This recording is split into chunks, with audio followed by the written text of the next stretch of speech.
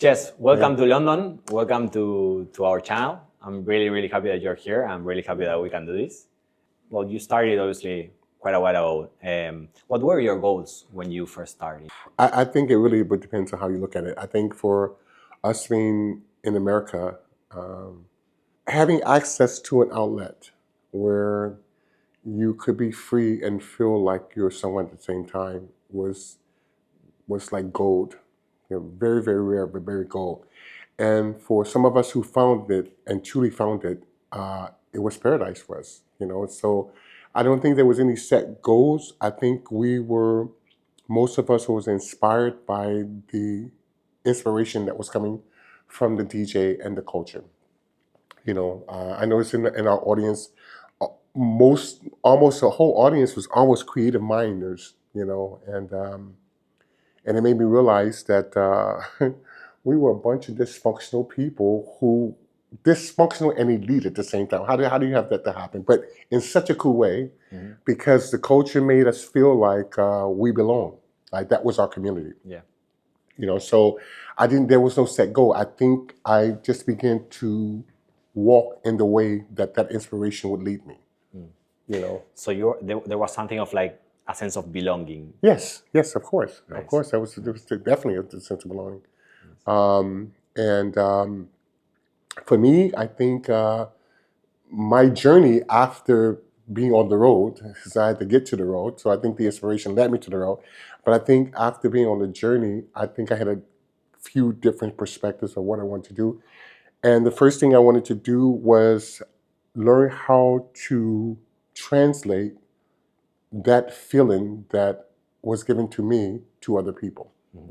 Very mental, medical, physical. It's just all these dynamics, and so that was I was curious about it. And then I think after listening to some of the great dance masters in the U.S., I was convinced that music had some kind of power. The DJ had some kind of power. The people coming together had some kind of power. It was almost like mixing all this energy, creating something that none of us had ever seen in this moment. Okay. And so that's what was amazing about it. So to me, I think I wanted to know. I wanted to learn how to master making a bunch of strangers feel like they're family with each other, and make a bunch of strangers feel cohesive with each other via music and my presence. And so that's where that went. Was there any particular place or places that you felt that was like your home back then? Every place, and it was so few places, but every place. And I think that every place made a contribution to who I am today, and every place made a contribution to the culture as it was building. So yeah, I think, and then for me, 16 years old,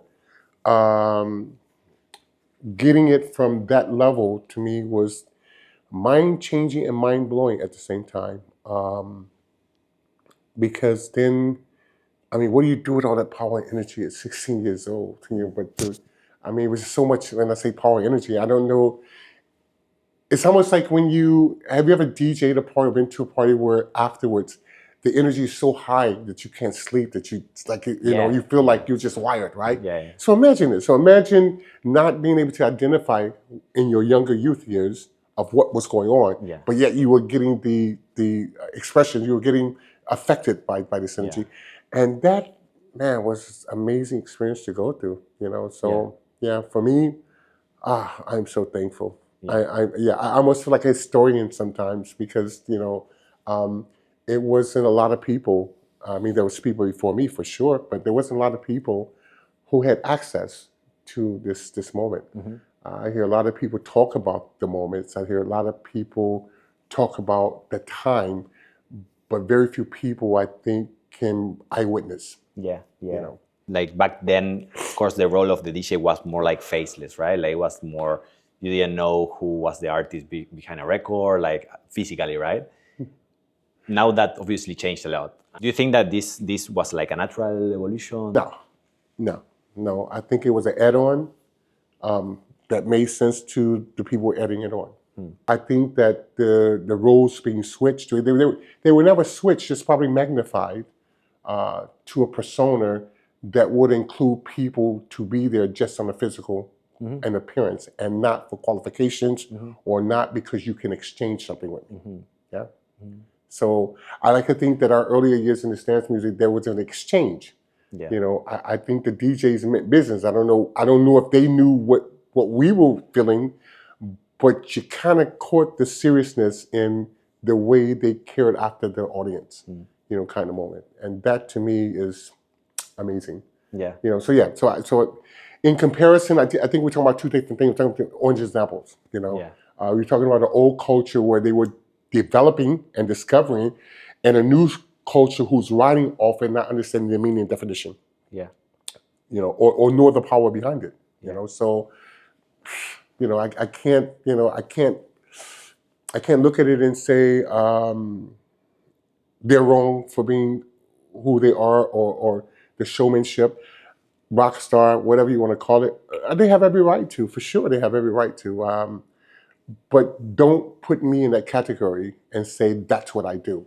And that's why I've never felt the need to put DJ anywhere near my name. Yeah. Because I think that if I've got to define who I am through putting a DJ in front of it, it's like, what? Oh, why can't it just be me? Yeah. You know, and be good at what I do. You know, so that's my thought on that matter. So, do you think that kind of the connection of art performers with the people is still there? Do you think people are still focusing on building that connection with the audience? No. No. Okay, let me not say that. Yeah, it is still happening, and it's happening in small fragments. Yeah. Okay, but it is still happening. Yeah. You know, but I think on a mass level, no, it's impossible. Yeah. It's impossible. You know, it's just impossible because it's, you know, like if I was to prepare dinner for the 5 of us, the meal would taste quite different than if it was 25 of us. Okay? Yeah. Now, although I'm using maybe the same ingredients, but I'm gonna have to stretch it. I'm gonna have to do some things because I want to feed everybody. So each of you are not getting what I would normally fix for you guys as a small group. So obviously the bigger the group is, the more you have to look at what you feed them. Yeah. You know, and especially in the state of AI, this state of robots, this state of people all in sync, responding at the same time. There's something very chemically unbalanced about that. There's something very mind control about that to me. And that worries me. It worries me because I think that people are doing it in the name of having a good time, and they have no idea. They have no idea. None of us have. I'm just learning what the side effects of a medication. You know, imagine, you know, I'm taking medication, I'll find out 2 years later that this made me crazy, you know, or this had some effects on me. So I think this also will have effect on people are experiencing this, you know, but don't get it confused. Don't put that 1% and say this is the culture. Don't take that 1% and say this is the industry. Take that 1% and say this is 1%. This is this corner, this is that corner, this is that corner. And I think that's where all the confusion comes in at. Because somehow we've all made it, we all grouped it under one thing. That's not possible. That's not possible. So now a dog can be a DJ, sure, you know. Anybody can be a DJ. So what does DJ mean? What does disc jockey mean? What does that mean, you know, at the end of the day? So nobody's even curious, probably even know what that concept ever came from. I mean, I don't even know for that matter, you know. But I think that when we start to be examples for people and we start to show them that this is how you do it, I love this, let me teach you how to DJ. Maybe that's possible, I don't know. But I'm almost sure that when we were being inspired, I don't even think that it was so much we were fascinated, but I don't think we wanted to be trained in that way. I think we wanted to be fascinated in how do we use this energy? You know, how do we use this energy, that this music, and how do we be creative with it? So I think it was another story, man. Yeah. You know, so I just want to be clear about that because I think that, you know, too many of us have had too many debates and arguments about this generation and the old generation and the first generation. You know, it's the wars with generations, and I think that each generation has a right to lead their generation. Yeah, you know, we did when in the 80s and 90s. So I think everyone has the opportunity to do that. But again, I think we have to stop focusing on on this one segment of it and start putting our contributions really into it to really cultivate a culture, you know? And how did you learn, or how would you say that today you can connect with people, or one can connect with people? Like what things a selector needs to do to connect with people, with their audience, with their crowd? Well, probably to be human first, I imagine. That would be the first part of it. I think it's personality. I think it's character. And I think you have to know what you want in return. Okay? I cannot give you what I do not have, and I cannot show you what I do not know. So at the end of the day, we're talking about apples and oranges, you know, because on one hand, that, you know, it's easy to say, oh, people can do it today. Yeah, we're different intent. You know, people were doing it back then with different intent. So I get a little confused because I don't think that nobody is making it relevant to call it. Some people do call it out of making it what it is. It is not about the glam. It is not about the fame. It is not about the hype. You know, it's to me, it's like a clinic. Yeah. You know, it's like literally a clinic, and the DJ is the doctor or physician, and the priest and father. He's all these things in it because he's in the authority position. Yeah. You know, so everyone's looking for him. They're feeding from him, and he's feeding them. Yeah. That's an amazing position to be in, and I think it's an amazing position to take lightly, for sure. You know, so it's a lot of people want to be boss man and haven't had the clue how to. You know, and if doing my hands up or doing aerobics is proof or validation of me mastering the craft, then I'm in the wrong school. You see. Have you seen during your career music actually heal? Have you seen people being healed by music, or yourself? Of course, when you say that, I mean, music is spiritual, so it's automatically healing. Okay, music is more powerful than the herbs sometimes, but it's all from the same source. So I think I've seen it. I've been healed for sure of it, and I think that. And when we say healing, there's so many elements to what's wrong with us. First of all, you know, when people come out to an event or come out to escape, most people who have a decent aspect about life, you're not just going just to hang out. I mean, I'm not going just to watch. If I'm going to get a life. I'm going to exercise that moment and say, this is my space.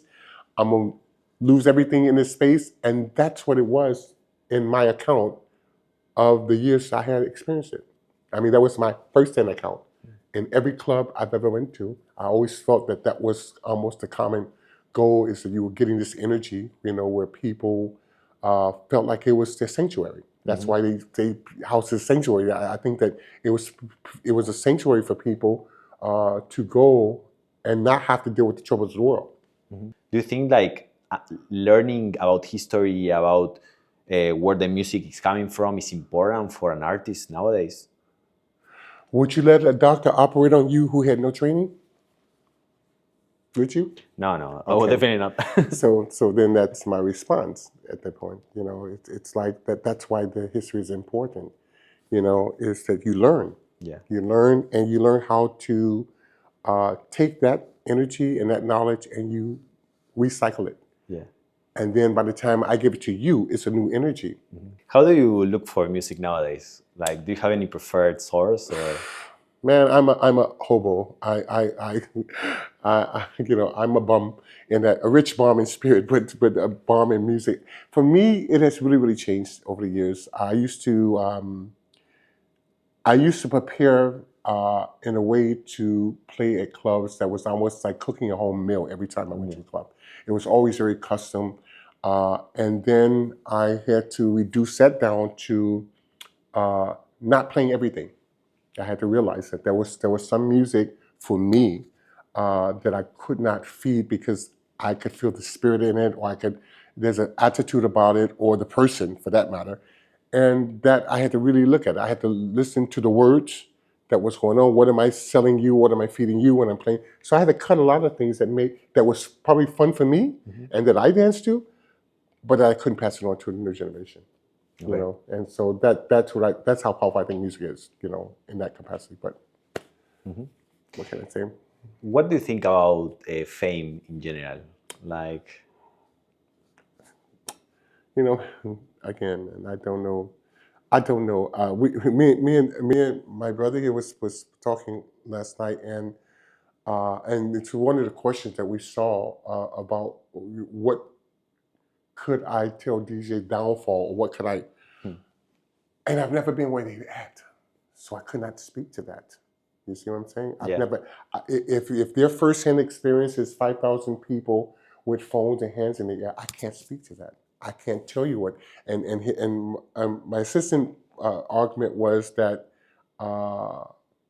there was an argument about it, almost that it's our responsibility to correct that portion of this culture. And my thing was that, how do you correct something you can't speak to? Do you understand what I'm saying? Yeah. I can't speak to it. So because I don't know the experience.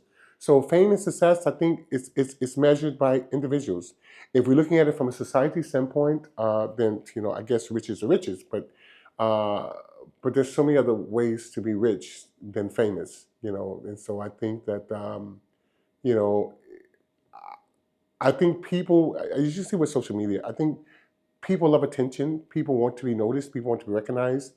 People like attention. So if this art is giving you this kind of attention and this exposure, it's also addictive. So now you can see why nobody wants to give up the position of it, because it's too good. Now I get a chance to be on front line. I get a chance to be seen. I get a chance to be popular. Yeah, to some people it's everything. But I think at the end, it's looking to what audience are you speaking to, Yeah. Yeah. When No, you I get say it. fame, I mean? Because, somewhere I'm famous for sure, but I don't live there in terms of what people measure fame by. Do you feel like cameras and phones and everything have taken a bit of that, of like living the moment and living life? Of course, come on, that's not, I think that's what I know. But I think that's the strategic plan for humans, period. I think that was a plan to downgrade us. And I'm convinced that we've all been downgraded for sure. I think the smartphone has downgraded us to all low. Uh, how many phone numbers can you remember? Right? Yeah. Too. Yeah. My See? parents. Yeah. You see what I'm saying? But it's called smartphone. Yeah. So that's where we're at. So again, I can't blame everything just on us as a culture or community. I have to say that there was weapons against what we do and who we are as human beings. And so yeah, it plays a role to it. Yeah. I think. Yeah. I think the whole governing radio is strategic. I think the whole governing what people hear, what people see, has been a controlled thing. So now everybody now can go wild now, because now we are in the world where you can be great and famous. I can be great and famous, and there's no rules in that sense.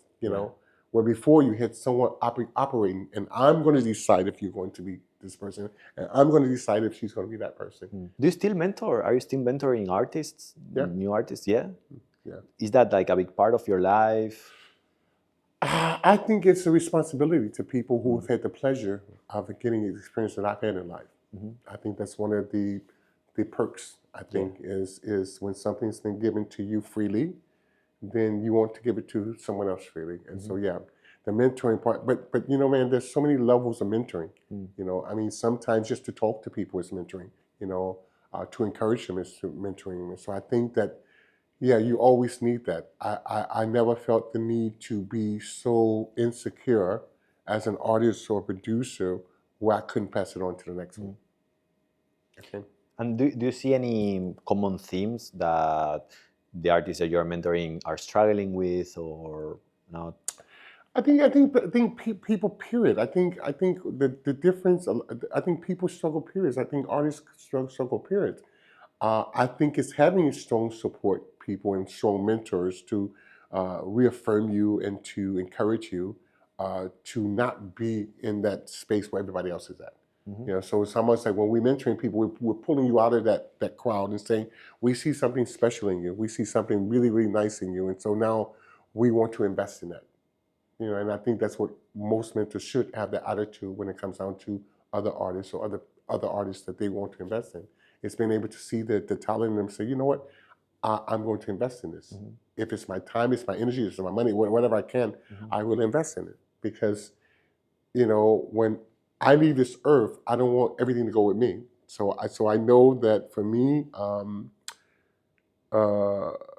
alive as long as I'm putting my life in other people. So I'm okay with that. I'm really satisfied with that. As me as an artist, I'm satisfied with that. Which is kind of like funny, because like nowadays with social media, you would think that people like sometimes receive the appreciation from the other side, which is like the people that's on the other side of the phone. But I feel like in depth, we feel more and more alone, and we feel like mentors are more important in this sense.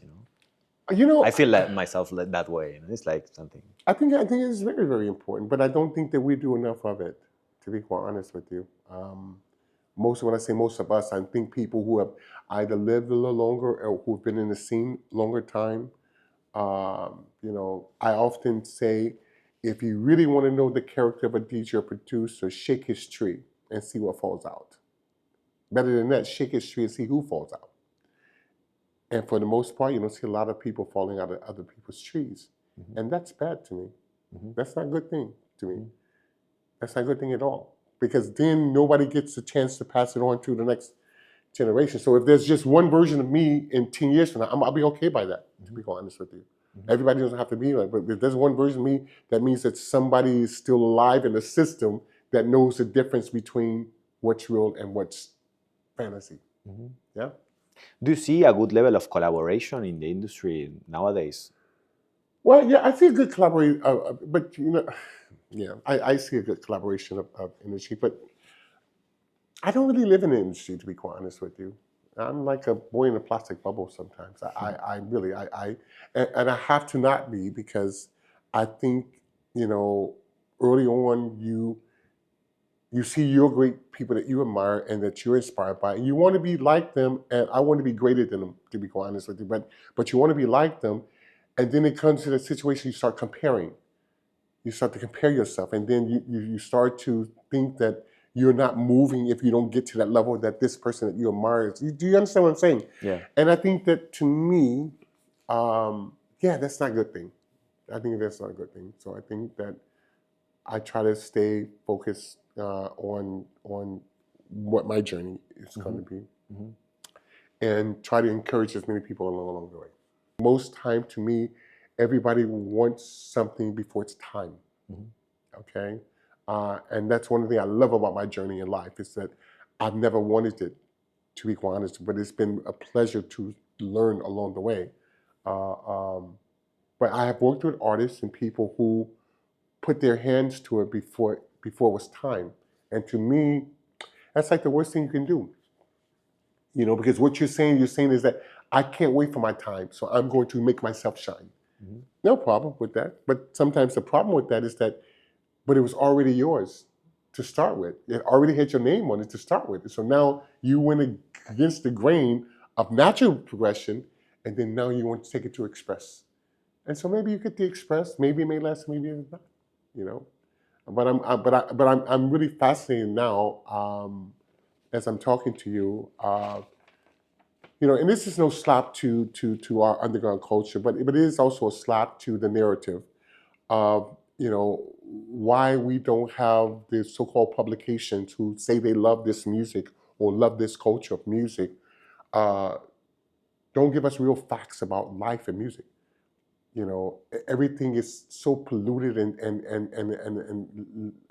temporal. It's almost like, I'm a little offended by that sometimes. You say you are an industry creator, but what are you creating? And what industry are you creating?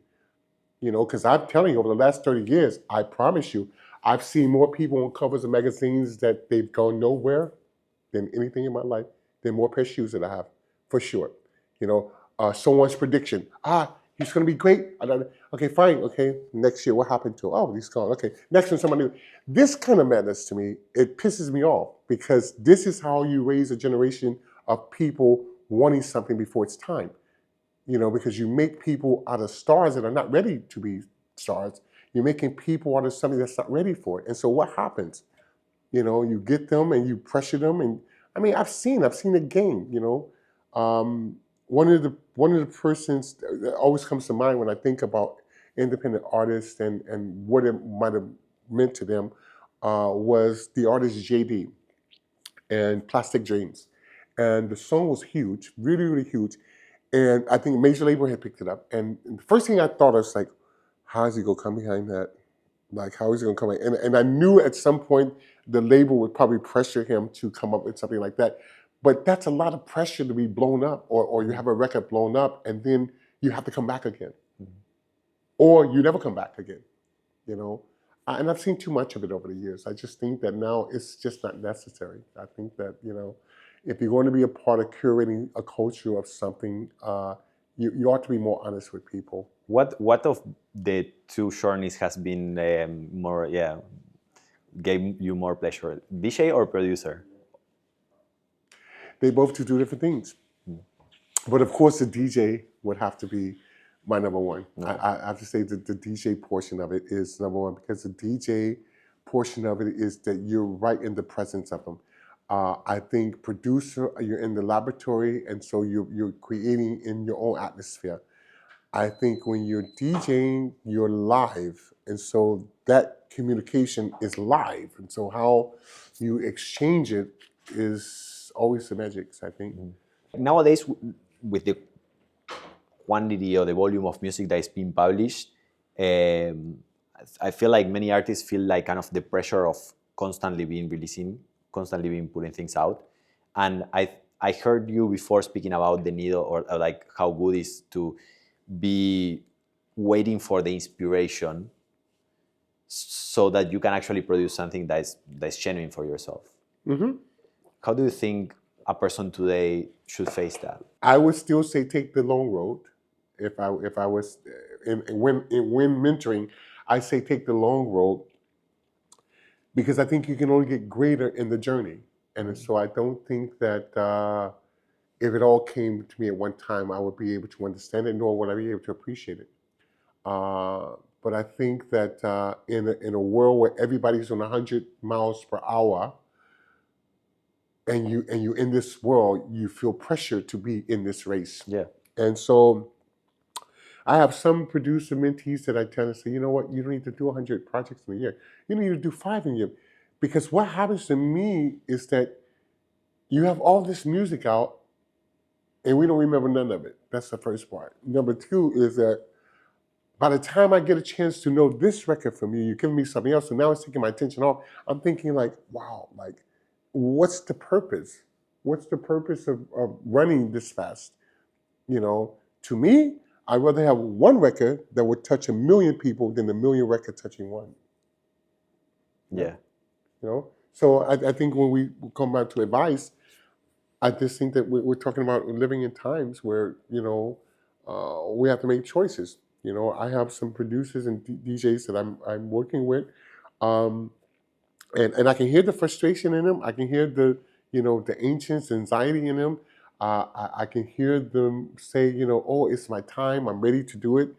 And I mean, it's a hard thing to witness, because you see the talent, and I want to say, yeah, but the road isn't that simple.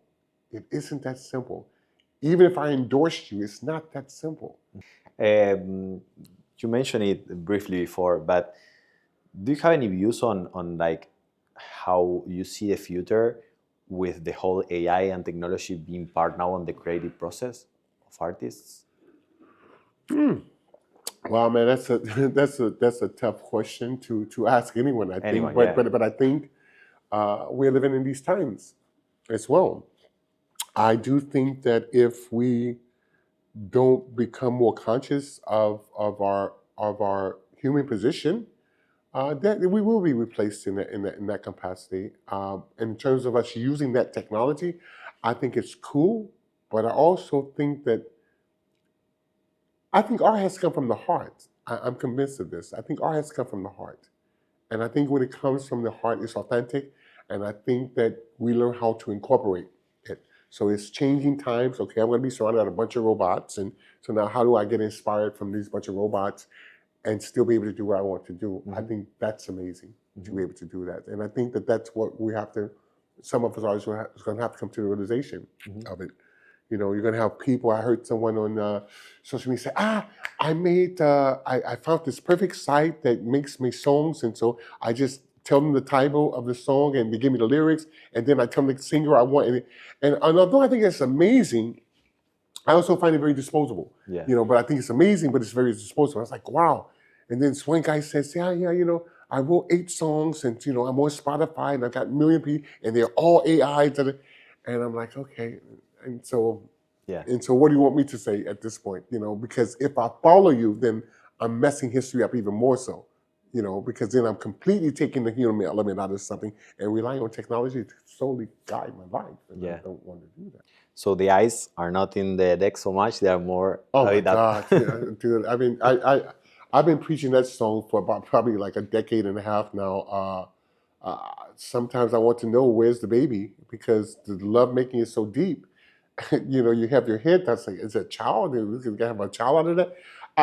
But that's something, again, you cannot give what you do not have, and so therefore, I don't think DJs understand the importance of. I mean, how would you like your pilot to do that while he's flying you on the plane? How about that? That'd be nice, right? He put his head down into the dashboard and he's going to land you. I sure he is. Yeah. You know, this is the kind of power that holds to me. You know, is when people look up at you and you make the connection with them. It's a power. It's almost like a synergy that goes, and you understand, never having to say a word, and a smile, and you understand this language instantly. And to me, that's so much more powerful than if I get a mix right. That's so much more powerful than the tune sometimes. You know what I mean? So yeah, I'm definitely against the whole kind of making love to the turntables or CDJs for that matter. And then what are you doing? And then here's my question I want to ask DJs. Who are you playing for? Because if you ain't looking at me, who are you playing for? This is my question. Like, oh, you're playing for yourself. Okay, I get it now. Okay. So it's not important to you that you see that person over there who's giving all this energy, but you can't see them because you don't look up. Yeah. You know, but you're looking at the whole group. You're seeing how many phones go up, how many hands go up, or you're looking really at the room. Do you understand what I'm saying? Yeah. I mean, I have to study the room because I need to know where the energy level is at in the room. You know, but that's a study, and that's what I say. Studying things is quite different than just doing them. You know, you have to study them so you have a better understanding. And what makes it greater is in time, because in time you grow. I learned it a little bit better this year. I know more than I did last year. Yeah, and you apply it. And I think this is what makes greatness. You know, I don't think greatness is just happens. I think you make greatness. I think greatness comes because you're paying attention. You see some things and you want to be a part of the process. You know, so I want to be a part of my audience process. I want to be a part of this whole exchange. Yeah. You know, yeah. So that's why beautiful. I don't like the head down. As a producer, do you remember or do you still have some allies in the studio? I love sampling and I love sound manipulation. That I love most. And so to me, there isn't one machine can do that for you. You know, you have to find it. It's going through whether it be plugins or whether it be going to analog. You have to find the sound. And for me, the sound has been everything for me. Everything for me. And I think that's what makes my sound stand out, because they are custom sounds. They're not just standard patches. Like I literally work hard to tweak it to the sound I want, and it becomes a custom sound. You see what I'm saying? Yeah. So yeah, there isn't no one machine I could tell anyone that's going to bring magic to them. I think it's the imagination, and I think that you have to. Sound manipulation is amazing. Do you feel like now with all the options, it's harder than before? Because like sometimes limitation can be positive, right? It is, I would say it's harder, but it's funny enough to know that 30 years ago, they had 4 tracks, and the records still sound good today. Yeah. And now we have 100 tracks, and we don't want to pick it up and play it tomorrow. So I'm baffled in that. So now we're limited. Still stands, and now we have all this access, and then it's like maybe more is less. You know, at that point, you know. I know sometimes I wonder. I mean, because we have everything at our disposal right now. Everything at our disposal, and if you can't use all this equipment that you have now in technology, then what do you want to say? You know, why do people get stuck into machines. What do machines do? Machines have to be operated. And to me, the power goes to the operator. Who's operating the machine? Yeah, you see? But I see too many people get caught up into the machine themselves. Right? The machine themselves, they can operate by themselves. And that's not where the magic comes. The magic doesn't come because it's the machine. The magic comes because the operator is operating the machine. Yeah? That's just my opinion. Mm-hmm. What means success for you? Probably doing what you want to do. I think probably doing what you want to do. I think that's probably the best form of success in my life. I think, living your dream. Living your dream. Because success can be measured in so many ways, but because I'm popular doesn't mean I'm successful. Yeah. So, but that's how people measure success, don't they? They measure it by other things.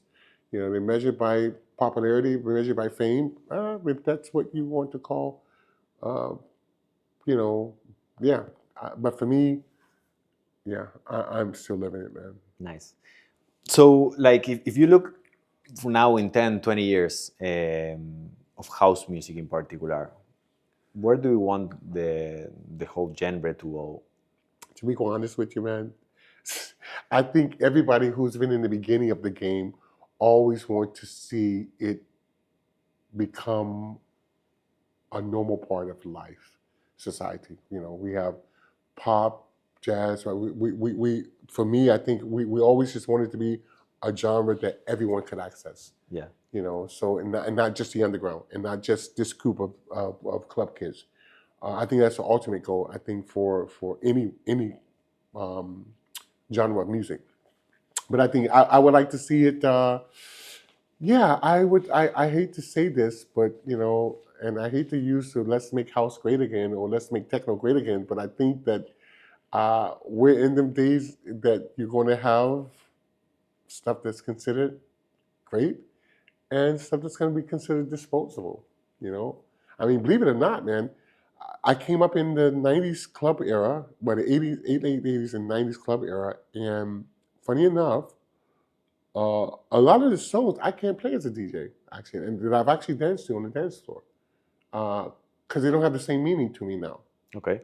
Okay, because now I was being fed, now I have to feed.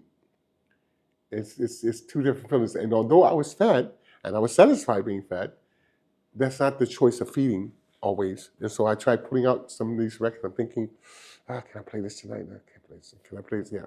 So you go through that whole thing. I'm trying to rely on that energy from yesterday to be a part of your, and I have to always have some of that energy, but for the most part, because a lot of this generation has not heard this kind of music or these versions of music, then you want to be a part of Shannon. But sometimes the music doesn't stand up. Mm-hmm. It doesn't stand the test of time. Since you mentioned techno and house, both genres were kind of created similar times, right? But I feel like they went different ways. Like now techno has become like super, super mainstream. Do you have any view about it? I think it was the whole genre thing. I think when people started saying this is this and this is that, you then start to divide the people. Because the people who were just enjoying music as electronic music or just dance music, they didn't know the difference. 90% didn't know the difference. They didn't know that this was called this or this. So then someone says, okay, I'm going to give you a name. I'm going to call you this, and I'm going to call you this. And so now you have people say, well, I like this, and I like this. And so it's already divided the people. And that's what I always found to be really strange about the whole genre period, was when people started to make us believe one was greater than the other or one was more important than the other. Yeah? They were both equally as important because they're all a part of the music. But then all of the genre of music are just important to each other. There was one point where we all had so many kinds of music in the night time that was music, period. And we turned from that into being niches, hardcore, mellow, da-da-da, lounge. We've cut the pie up in so many places that, come on. Yeah. How do you stand with something that's been cut so many times? Yeah, yeah. Is there any final advice that you'd like to give someone starting today? One advice I learned recently that I believe that if you were inspired by the artist's music, that if you meet them in person, it ought to be 100 times better. Okay, that's my philosophy. But if you like the music, and you meet the artist behind it, and the energies doesn't match, then there's something strange about that to me. Yeah. Yeah. So advice was being able to be sensitive enough to know, good and bad things. Yeah. The other thing would be to stay away from the things that bring most of us down, which is the pride, the arrogance, the feeling privileged at this point. I think there are things that are always downfall to most people who haven't had it, and then they get it. And then when they get it, they change. And then, I think it becomes destructive then. But the other advice I would probably have is just really believing in what you want to do. I mean, and keeping that focus, keeping that as your focus, and not getting too caught up with everything around you, because I think that everything around you can be very distracting, and so that would be my word of wisdom to another generation. And then the other thing is that we all haven't been called to this. I think that's the other what he talks about. Everybody wants to do it, but everybody hasn't been called for it. Everybody's not been called to be a doctor. Everybody's not been called to be any profession. You know what I'm saying? But and everybody applied for this, right? But the real ones stand out, don't they? Yeah. So that's what I want to say. I want to say that be sure this is what you want, because if in all the years I had to really love it to stay in it, because there's so many times if you want to give up, sometimes you don't want to deal with it. I had to quit at some point, but you don't want to, because it becomes too much part of the system. You become too much of a system, and you become too much of being a puppet in the game. So I think that it's important for artists to keep focus and stay away from all of the noise. I think, because I think the noise can be distracting. But that's I can leave you, brother, on today. It's amazing. No, thank you so much. No, thank you.